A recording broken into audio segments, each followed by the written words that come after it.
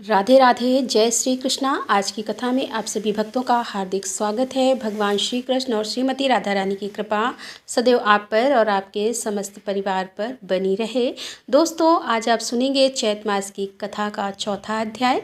लेकिन आज का अध्याय सुनने से पहले आप सुनेंगे एक ऐसी कहानी जिसे सुनने के बाद आपका भगवान में विश्वास और भी बढ़ जाएगा। आज आप सुनेंगे हनुमान जी के भक्त की एक सच्ची कहानी, एक ऐसी कहानी जिसे सुनने के बाद आपकी भक्ति हनुमान जी के प्रति तो बढ़ेगी ही, लेकिन इसके अलावा आपका संतों के प्रति सम्मान बढ़ जाएगा। आपने अक्सर ही यह बात सुनी होगी कि जहाँ पर भी रामचरितमानस जी का पाठ होता है, रामायण जी का पाठ जहाँ पर भी होता है, वहीं पर हनुमान जी पधार जाते हैं। ऐसा भी कहा जाता है कि जहाँ पर राम कथा होती है वहाँ पर हनुमान जी अवश्य आते हैं, और इसीलिए बहुत सारे भक्त ऐसे हैं जो कि जब रामायण जी का पाठ करते हैं तो वहाँ पर एक आसन हनुमान जी के लिए जरूर लगाते हैं। लेकिन इसे देखकर कई लोगों के मन में यह प्रश्न उठ जाता है कि क्या हनुमान जी स्वयं वहाँ विराजते भी हैं? यह सिर्फ आस्था है या फिर सच्चाई है? तो चलिए आज की कथा में जानते हैं। एक पंडित जी थे जो राम राम करते थे। तो एक बार की बात है, किसी स्थान पर वह रामायण की कथा सुना रहे थे। बहुत से लोग प्रतिदिन वहाँ आते थे, कथा सुनते थे और कथा सुनकर आनंद विभोर होकर चले जाते थे। पंडित जी का प्रतिदिन का एक नियम था कि प्रतिदिन कथा प्रारंभ करने से पहले कहते थे कि आइए हनुमंत जी विराजिए। अब ऐसा कहकर हनुमान जी का आवाहन करते थे। फिर 1 घंटा प्रवचन करते थे। एक वकील साहब थे जो प्रतिदिन कथा सुनने आते थे। वकील साहब को कथा सुनने में बड़ा आनंद आता था। लेकिन एक दिन क्या हुआ कि उनके भक्ति भाव पर तर्कशीलता हावी हो गए। उन्हें लगा कि प्रतिदिन जो महाराज जी आइए हनुमंत जी विराजिए कहते हैं, तो क्या हनुमान जी सचमुच आते भी होंगे? वकील साहब के मन में इस बात को लेकर विश्वास बहुत कम था।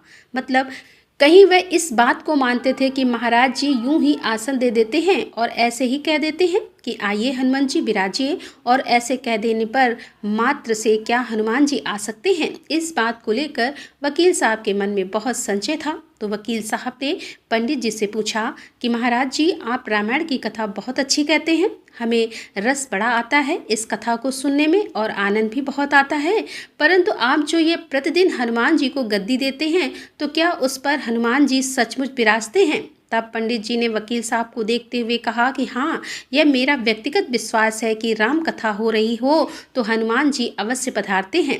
वकील ने कहा, महाराज ऐसी बात नहीं बनेगी, हनुमान जी यहाँ आते हैं, इस बात का कोई सबूत दीजिए। आपको साबित करके दिखाना चाहिए कि हनुमान जी आपकी कथा सुनने के लिए प्रतिदिन यहाँ आते हैं।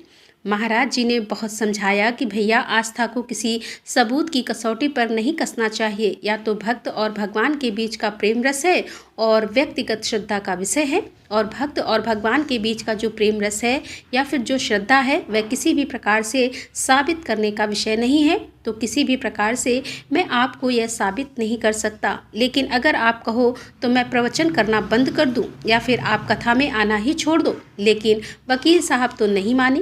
वह कहते ही रहे कि आप कई दिनों से दावा करते आ रहे हैं, यह बात आपने और स्थानों में भी कही होगी, इसीलिए महाराज आपको तो साबित करना ही पड़ेगा कि हनुमान जी कथा सुनने आते हैं। अब इस तरह दोनों के बीच वाद विवाद होता रहा। मौखिक संघर्ष बढ़ता चला गया। हार कर पंडित जी महाराज ने कहा कि हनुमान जी है या नहीं उसका सबूत मैं आपको कल दिखाऊंगा। कल कथा शुरू हो तब प्रयोग करूंगा। जिस गद्दी पर मैं हनुमान जी को विराजित होने के लिए कहता हूँ, आप उस गद्दी को आज अपने घर ले जाना और कल अपने साथ उस गद्दी को लेकर आना, और फिर मैं कल उस गद्दी को यहाँ रखूँगा। मैं कथा से पहले हनुमान जी को बुलाऊँगा, फिर आप उस गद्दी को ऊंची उठाना। यदि आपने गद्दी ऊंची कर दी तो समझना कि हनुमान जी नहीं हैं। अब वकील साहब उस कसौटी के लिए तैयार हो गए। फिर पंडित जी ने कहा कि हम दोनों में से जो पराजित होगा वह क्या करेगा, इसका निर्णय भी कर लेते हैं। यह तो सत्य की परीक्षा है। वकील साहब ने कहा कि अगर मैं गद्दी ऊंची नहीं कर सका तो वकालत छोड़कर आपसे दीक्षा ले लूँगा। आप पराजित हो गए तो क्या करोगे? तब पंडित जी ने कहा कि मैं कथा वाचन छोड़कर आपके ऑफिस का चपरासी बन जाऊँगा। अगले दिन कथा पांडाल में बहुत भारी भीड़ हुई। जो लोग रोजाना कथा सुनने आते थे वे भी भक्ति, प्रेम और विश्वास की परीक्षा देखने के लिए आ गए, और इस प्रकार से काफ़ी भीड़ हो गई। पांडाल पूरा भर गया। श्रद्धा और विश्वास का प्रश्न जो था, पंडित जी महाराज और वकील साहब कथा पांडाल में पधारे। गद्दी रखी गई। पंडित जी ने सजल नेत्रों से मंगलाचारण किया और फिर बोले, आइए हनुमंत जी विराजिए। अब ऐसा बोलते ही पंडित जी के नेत्र सजल हो उठे और मन ही मन पंडित जी बोले कि हे प्रभु, आज मेरा प्रश्न नहीं है बल्कि रघुकुल रीति के परंपरा का सवाल है। मैं तो एक साधारण जन हूँ, मेरी भक्ति और आस्था की लाज रखना। फिर वकील साहब को निमंत्रण दिया गया कि आइए गद्दी ऊंची कीजिए। लोगों की आंखें जम गई। वकील साहब खड़े हुए, उन्होंने गद्दी उठाने के लिए हाथ बढ़ाया पर गद्दी को स्पर्श भी न कर सके। जो भी कारण रहा हो, उन्होंने 3 बार हाथ बढ़ाया किंतु तीनों बार असफल रहे। पंडित जी देख रहे थे कि गद्दी को पकड़ना तो दूर, वकील साहब गद्दी को छू भी नहीं पा रहे थे। तीनों बार वकील साहब पसीने से तरबतर हो उठे। अब तो वकील साहब पंडित जी के चरणों में गिर पड़े और बोले, महाराज, गद्दी उठाना तो दूर, मुझे नहीं मालूम है कि क्या मेरा हाथ भी गद्दी तक नहीं पहुंच पा रहा था, अतः मैं अपनी हार स्वीकार करता हूँ। कहते हैं कि श्रद्धा और भक्ति के साथ की गई आराधना में बहुत शक्ति होती है और कहा भी जाता है कि मानो तो देव, नहीं तो पत्थर। प्रभु की मूर्ति तो पत्थर की ही होती है, लेकिन भक्तों के भाव से उसमें प्राण प्रतिष्ठा हो जाती है और तब प्रभु उस पत्थर की मूर्ति में भी विराजमान हो जाते हैं। तो प्रेम से बोलिए भगवान श्री राम लला की जय और राम भक्त हनुमान की जय। आज की कहानी कैसी लगी कमेंट बॉक्स में ज़रूर बताइए। और अब आप सुनेंगे बैसाख मास महात्म्य का आज का अध्याय। श्री नारद जी बोले कि हे मिथिलापुरी का धर्मात्मा राजा, इस अद्भुत चरित्र को देखकर हाथ जोड़कर सुखपूर्वक बैठे हुए ब्राह्मण से कहने लगा कि हे महात्मन, मैंने यह सब बड़ा अद्भुत तथा आश्चर्यमय चरित्र देखा, जिनके धर्म के प्रताप से इक्ष्वाकु वंशी राजा की मूर्छ हो गई। इस धर्म को विस्तार से कृपा करके मुझे सुनाइए। राजा के प्रश्न को सुनकर महात्मा श्रुतदेव धन्य है यह कहकर राजा की प्रशंसा करते हुए बोले कि हे सौम्य, शुभ भागवत धर्मों का वर्णन मैं तेरे आगे करता हूँ, इसको ध्यान पूर्वक सुने, क्योंकि इनको जान लेने से प्राणी सांसारिक जन्म बंधनों से छूट जाता है। और बैसाख मास में जो धर्म है, जैसे कि जल का घड़ा दान देना, प्याऊ लगवाना, मार्ग में छाया करना, बावड़ी कुआं, तालाब या धर्मशाला बनवाना और सूर्योदय से पहले प्रतिदिन स्नान करना, भगवान का सुगंधित कोमल पुष्पों से पूजा करना, कथा सुनना और मार्ग से थके हुए को हवा करना, श्रम को दूर करने वाला गोरस, गुड़ का शरबत, जूता, खड़ाऊं, छतरी, पंखा, तिल, शहद, ईख और कपूर, कस्तूरी, चंदन आदि सुगंधित वस्तु, शैया घाट, फल, दही, नैवेद्य इत्यादि का दान करना और गायों को घास डालना, अन्नदान इत्यादि करना, शरीर पर तेल आदि का मर्दन ना करना, पत्ते पर भोजन करना, यह सब धर्म वैशाख मास में उत्तम धर्म है। स्त्रियों को माधव मास में भगवान का पूजन फूलों से करना चाहिए। ऐसा करने से पुत्र, आयु तथा पति सुख प्राप्त नहीं होते। वैशाख मास में जल और अन्नदान करना, भूखे प्राणियों की मदद करना, ऐसा करने से पुण्य फलों में वृद्धि होती है।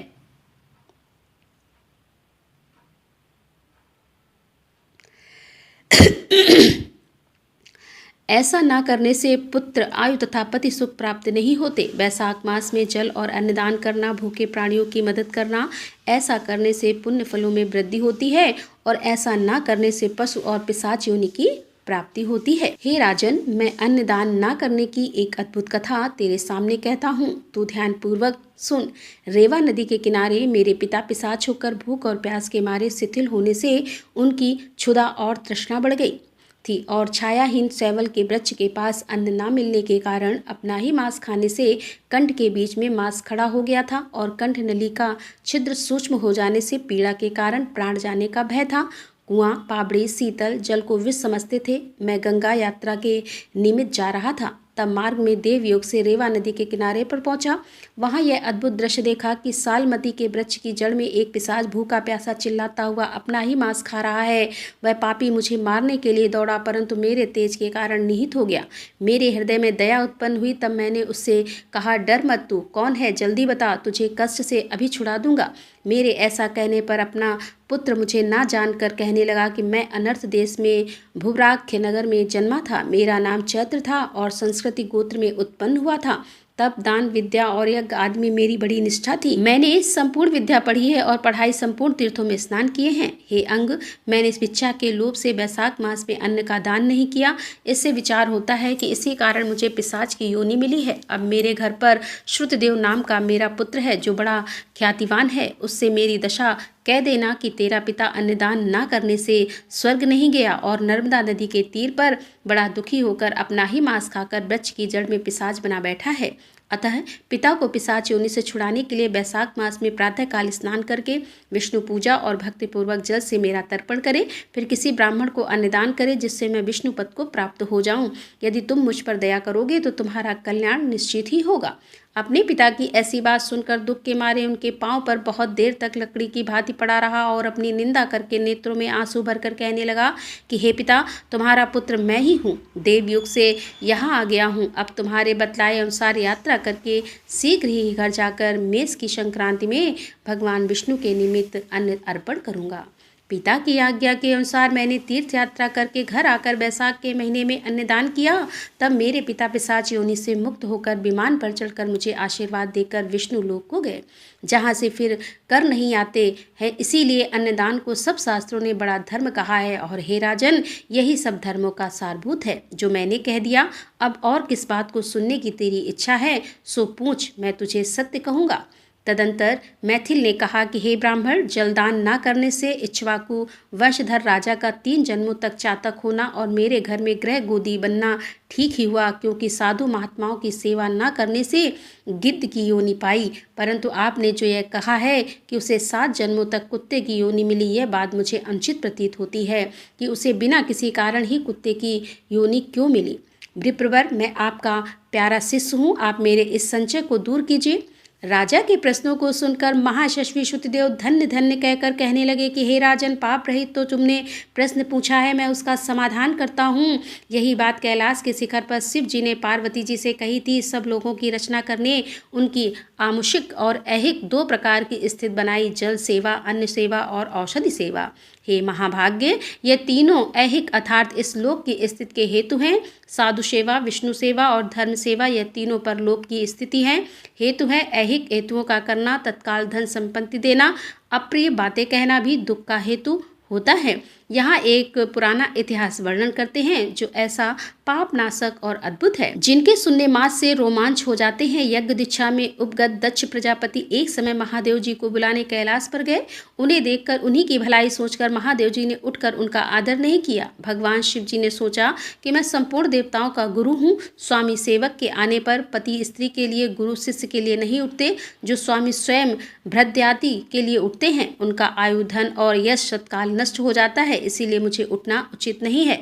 यह मेरा प्यारा ससुर है। ऐसा विचार कर दक्ष प्रजापति की भलाई सोचकर महादेव जी आसन से नहीं उठे। तब महादेव जी के द्वारा उठकर आदर न किए जाने के कारण दक्ष प्रजापति को बड़ा क्रोध आया। अनेकों प्रकार से महादेव जी के आगे ही उनकी निंदा करने लगे कि ऐसे अहंकारी, जिसका धन केवल एक बूढ़ा बैल है, कपाल की हड्डी धारण करते हैं, शमशान में घर है, सर्पों के आभूषण धारण कर रखे हैं, संग में दिन रात भूत रहते हैं, प्रेत पिशाच ऐसे दुर्जन रहते हैं। दुरात्मा नारद के बताने से मैंने अपनी कन्या सती का विवाह इसके संग कर दिया। यह भी अलग धर्म वाली हो गई है, मैं इसे कभी नहीं सह सकता। मेरी पुत्री से भी मुझे कुछ प्रयोजन नहीं है। ऐसे विमूढ़ आत्मा दक्ष ने सती और शंकर को निमंत्रण नहीं दिया और अनेकों प्रकार से कुवाक्य कहकर चला गया। तदंतर यज्ञ स्थान में जाकर ऋत्विक और मुनियों को संग लेकर विधि पूर्वक यज्ञ करने लगा और शंकर जी की निंदा करता रहा। ब्रह्मा और विष्णु को छोड़कर सिद्ध, चारण, गंधर्व, यक्ष, राक्षस और किन्नर आदि सब देवता यज्ञ में आए। तब सती की इच्छा अपने कुटुंबियों से मिलने तथा उत्सव देखने की हुई। स्त्रियां स्वभाव की चंचल होती हैं। महादेव जी के मना करने पर भी जाने की जिद करती रहीं। तब महादेव जी पार्वती जी से बोले कि हे वरवर्णनी सभा में बैठकर वह मेरी निंदा सदा करते हैं, जो तुमसे सही नहीं जाएगी और तुम निश्चित ही शरीर त्याग दोगी। अतः तुम अपने पिता के घर मत जाओ, वहां जाने से तुम्हारा कल्याण नहीं होगा। इस प्रकार समझाने पर भी सती नहीं रुकी, अकेली घर से निकलकर पैदल ही चल दी। तब नंदी ने चुपचाप सती को अपनी पीठ पर बिठा लिया और महादेव जी के करोड़ों भूतादिगण पीछे पीछे चले। राधे राधे, जय श्री कृष्णा। दोस्तों, आज की कथा का यहीं पर समापन करते हैं। इसके आगे की कथा लेकर हम आपके सामने फिर उपस्थित होंगे। तब तक के लिए राधे राधे, जय श्री कृष्णा, हर हर महादेव, जय भोलेनाथ की।